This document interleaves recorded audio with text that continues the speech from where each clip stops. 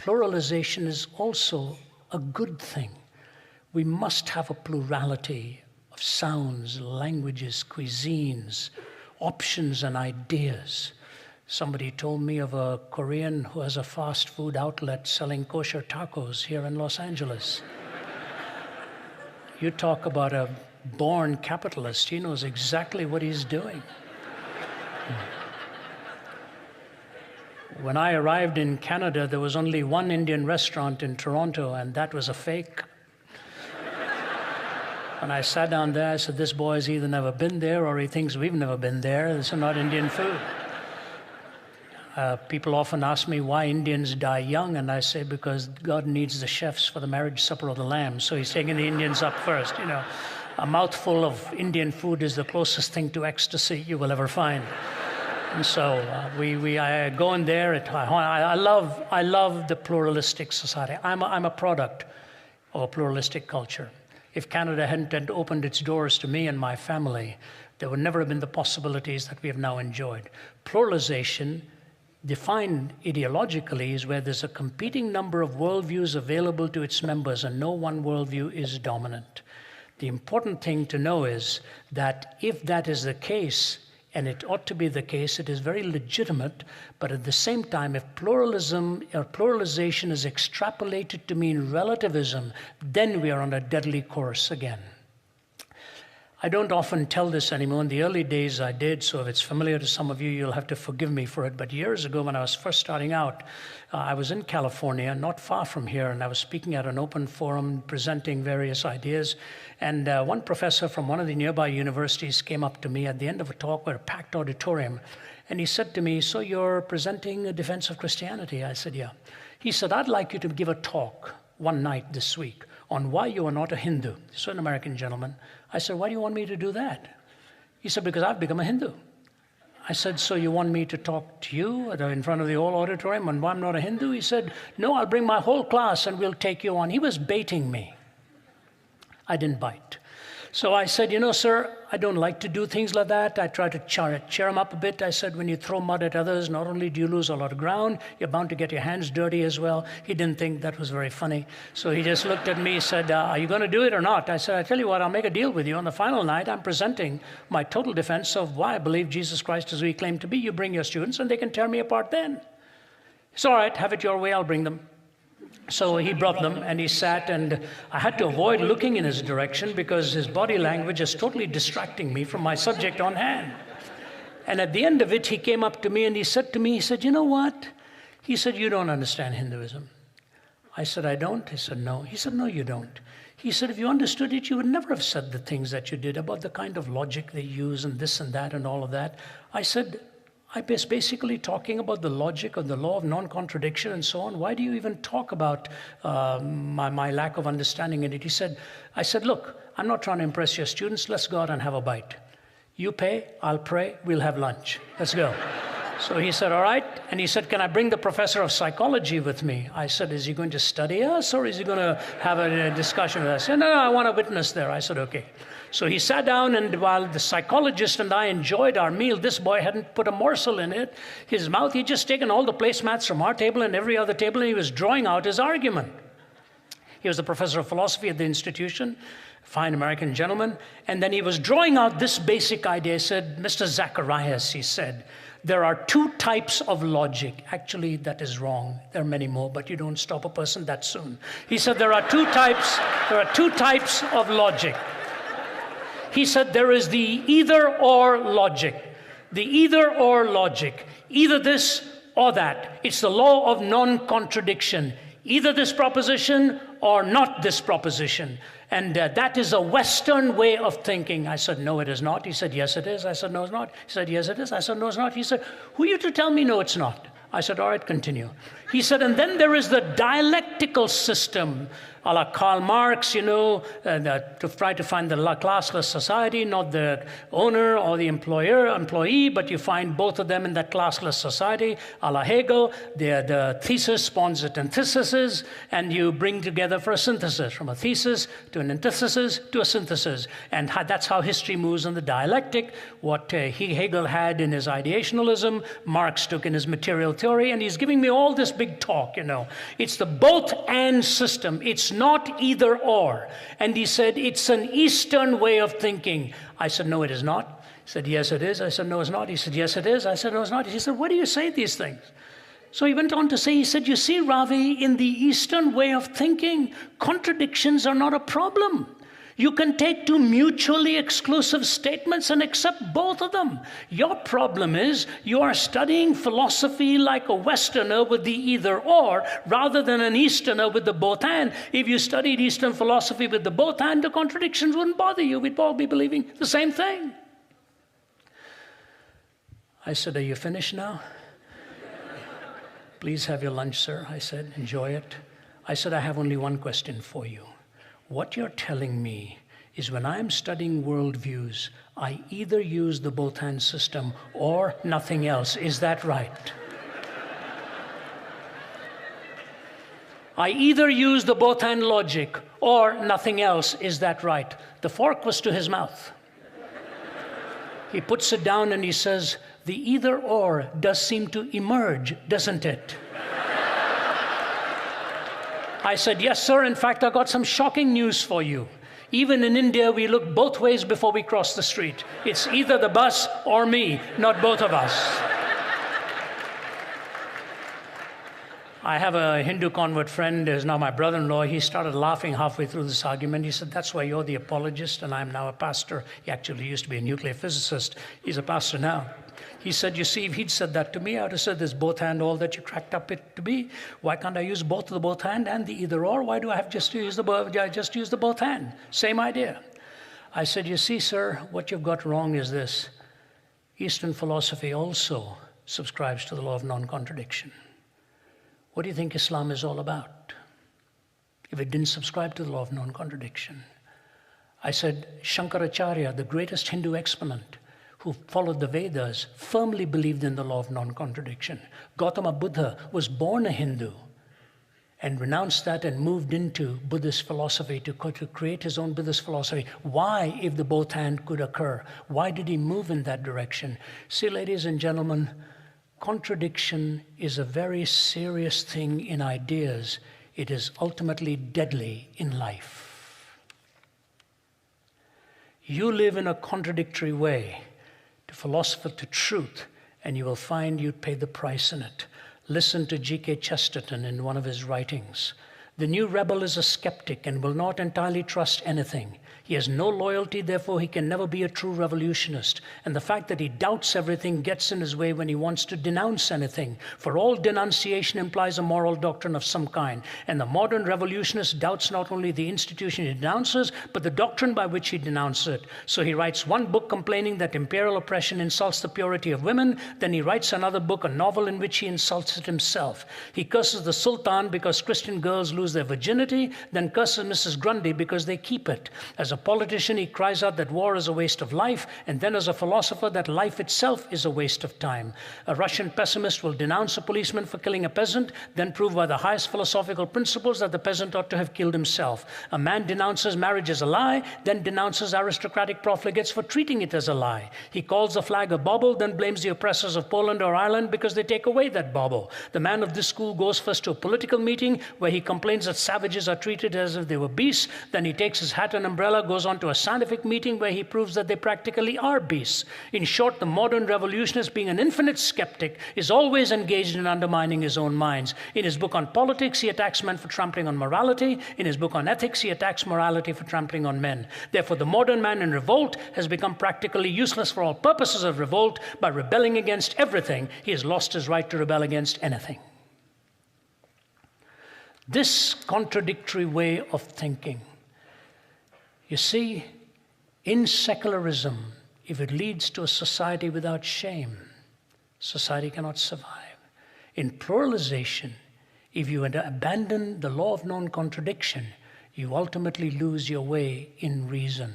Loss of shame, loss of reason, secularization and pluralization, which brings me to the third, privatization.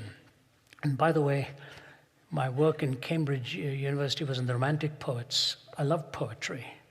I love to see how the poets oftentimes grapple with reality much more than those who do merely as philosophers or in prose.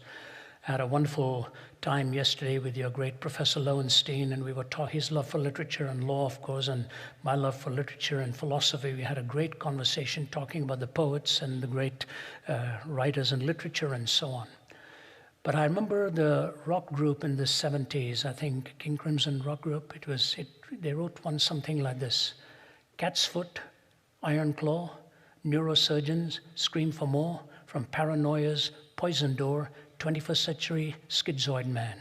Blood rack, barbed wire, politicians, funeral pyre, innocents raped with napalm fire, 21st century schizoid man. Death seed, blind man's greed, poets starving, children bleed, nothing he's got, he really needs, 21st century schizoid man. Take a note now. The walls on which the prophets wrote is cracking at the seams. Upon the instruments of death, the sunlight brightly gleams.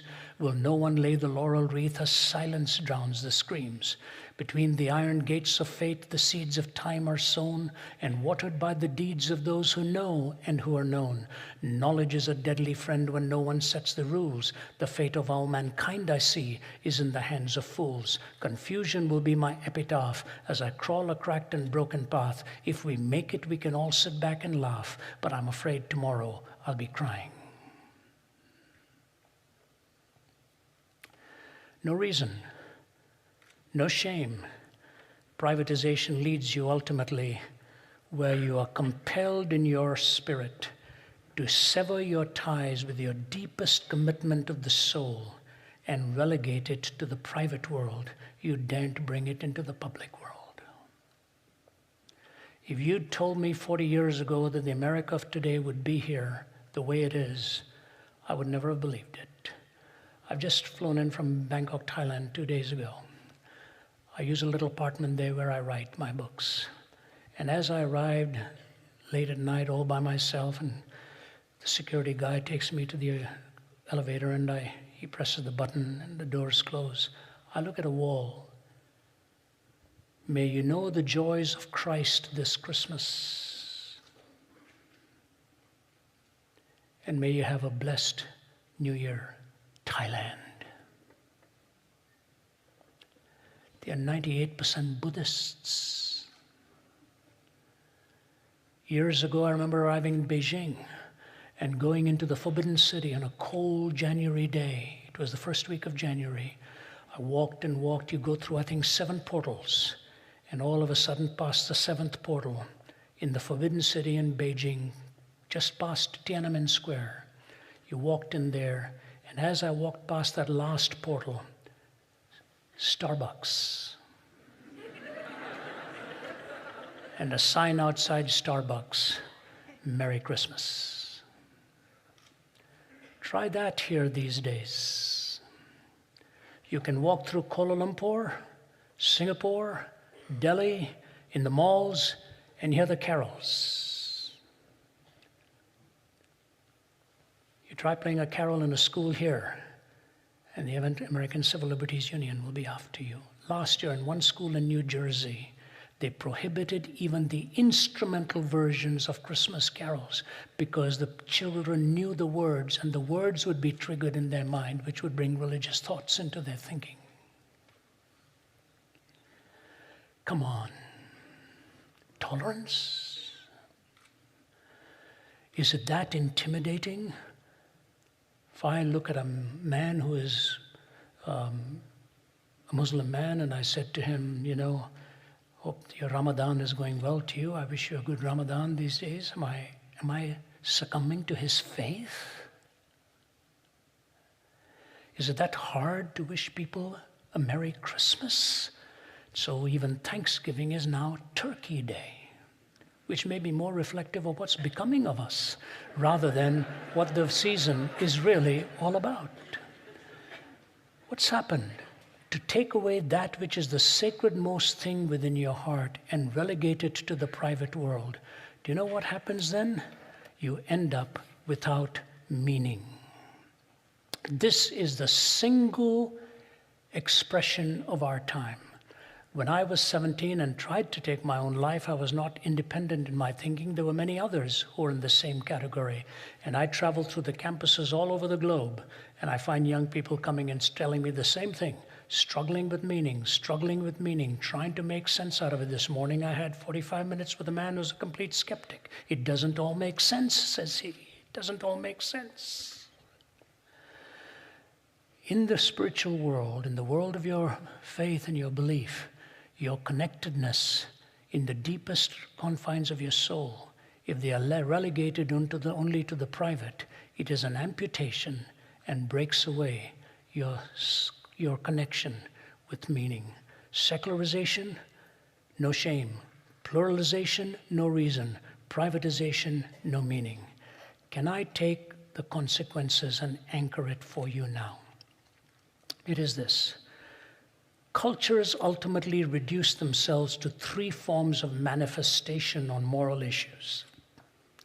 Based on this backdrop, three forms. I want you to follow me carefully. The words are big, but the ideas will become clear. I think Paul Tillich was the first one who talked about it in these terms. There are three kinds of culture: theonomous, heteronymous, and autonomous. Theonomous, not a theocracy. Theos meaning God, nomos meaning law. The idea in a theonomous culture is that God's law is so self-evident within the human heart that there are some imperatives within you that find a consensus in society. That's God's law in you. The nomos, the law of the theos, God, is so ingrained in your soul that there is an emerging consensus within society of certain norms that everyone agrees in are noble, or the opposite of them being evil and not to be pursued. If there is a culture today that comes close to a theonomous culture, I would say it is India. They refer to themselves in Hindi as dharti ke aadmi, the people of the soil. Their music talks about it, their lyricists talk about it, their poetry talks about it. The values that the culture tries to hold on to, principally respect for the parents, love for the children, the transmission from generation to generation, the closeness of the family tie, all of those values they consider ingrained within them. They say it's deep within them. There's a theonomous nature to it. It's not identical, but it's close to a theonomous culture. But then you get a heteronymous culture. What is a heteronymous culture? Heteros meaning different, nomos law, a different law, where there are two distinct sets in operation. There's the controlling few and the masses down here. In secular terminology, Marxism is a heteronymous culture, where the handful at the top dictate everything for the masses below. In religious terms, Islam functions as a heteronymous culture. Either the ulama or the imam or whoever, the dictates are given to you from above, and the masses are then told to follow along. There is a heteronomy to it. The law comes from above, dictated to the masses, whether you want to do it or not. And then there's an autonomous culture. The autonomous culture, autos meaning self, nomos meaning law. You're a self-law. You're a law unto yourself. You follow your individual autonomy. America would not fit into a theonomous culture. It would not fit into a heteronymous culture by definition. We pride ourselves in the fact that we are an autonomous culture. So here's the question. If we are an autonomous culture, do we respect the autonomy of each individual? If I respect the person who disagrees with me and wants to live a totally materialistic life, ought not that compliment to be returned and give me the privilege of having my autonomy and my choice to follow God and my choice to follow where I believe the truth has led? Autonomous cultures pride themselves in being self-driven and individually driven. But I'll tell you what, there are some questions that bait the hook.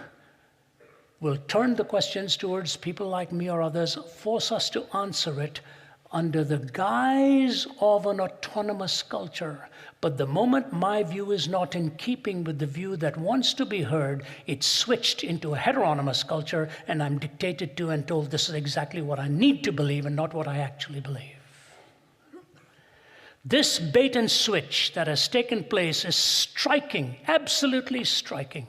So we don't go with the theonomous culture here. We don't go with the heteronymous culture. We claim to go with an autonomous culture, but autonomous cultures need to be mutually respectful. And I think what the Duke of Edinburgh once said, he said, freedom can be destroyed not only by its retraction, but also by its abuse. And so I'll leave you with two thoughts. In the first one, I'll do a little bit of a voice play here, not in any way to be unkind, but because it was so beautiful and so sweet, so sweetly done. In the 1980s, when the Cold War was still on, my wife, a couple colleagues, and I were invited to go to Russia. So we're in Moscow. Quite a cold day, foggy day, and we went in. My host said, "Would you like to have lunch?" I said, "Sure." So we had lunch, and things were pretty sparse then. Everything was a different consistency of mayonnaise. Mayonnaise bound this, mayonnaise bound that. Mayonnaise may just make you feel full. But you know, people were struggling. You looked at the empty shelves, and you said, what are we to mock that? So the waitress was a lovely Russian gal, bilingual, and she spoke in a sweet voice, and we finished our lunch, and then she leaned over very nicely and said, "Would you like to have some dessert?" So my host said, "Well, things have changed. We can also have dessert." I said, "Oh, that'll be lovely. What do you have?" She said, "Ice cream." We said, "What else?" "Ice cream." Said, "Oh, okay. Yeah, we'd like to have some ice cream. What flavor would you like?" We said, "What flavor do you have?" "Vanilla." We said, "Any other flavor?" "No, vanilla." So the man on the left said, "Would you like to have vanilla ice cream for dessert?" I said, "Yes, we would." He said, "You know the genius? She actually walked away from here thinking she gave you a choice of desserts." That's what this game of tolerance can become. We're actually given the idea that we have a choice. Is it true? It ought to be true. And that's why Os Guinness is right. He thinks civility is a better word than tolerance, where you may learn to accept what another person believes, but you don't have to celebrate it, and in civil manner, you disagree. A cartoon I saw years ago with Dennis the Menace sitting in front of his lemonade stand. Sign, "All you can drink for 10 cents. So a little guy stops and puts up his 10 cents, and Dennis the Menace takes the glass and pours a wee little bit into his glass and gives it to him. In the next frame of the cartoon, he's looking bewildered, saying, "What?" You know, in the third frame of the cartoon, Dennis is saying, "I says it's all you can drink for 10 cents. That's who says it's all you can drink for 10 cents. Is that what tolerance is becoming? We tell you what it all means. That's who tells you what it all really means. I hope not. Daniel Yankeliewicz's article ended by the survey of many American couples, and he ended by saying the stakes are high. If you feel it is imperative to fill all your needs, and if these needs are contradictory or in conflict with those of others or simply unfillable, then frustration inevitably follows. To Abby and to Mark as well, self-fulfillment means having a career, having a career and marriage and children and sexual freedom and autonomy and being liberal and having money and choosing nonconformity and insisting on social justice and enjoying city life and country living and simplicity and graciousness and reading and good friends and on and on. But the individual is not truly fulfilled by becoming ever more autonomous. Indeed, to move too far in this direction is to risk psychosis, the ultimate form of autonomy. The injunction that to find oneself, one must lose oneself, contains the truth any seeker of self-fulfillment needs to grasp. The injunction that to find oneself, one must lose oneself, contains the truth any seeker of self-fulfillment needs to grasp. I could have saved him millions of dollars of research if he'd read the Gospel of John. That if any man come unto me, can deny himself, take up his cross, and follow me. There was a man in Pakistan, a medical doctor, who became a devout follower of Jesus Christ. We were telling our stories to each other. I said to me, "What happened?" He told me the long story from whence he had come, what happened, and the transformation that happened in his life when he began to follow Christ. He said, "Ravi ji, a respectful term within our language. This gentleman's from Pakistan, so he spoke Hindi, Urdu, and all of that. He said, Ravi ji, I was a hostile skeptic. I hated anything about anyone that claimed the truth. He said, in the closing sentence of this message that I had to listen to because my wife took me there, the man speaking said, in surrendering, you win. In dying, you live. In surrendering, you win. In dying, you live.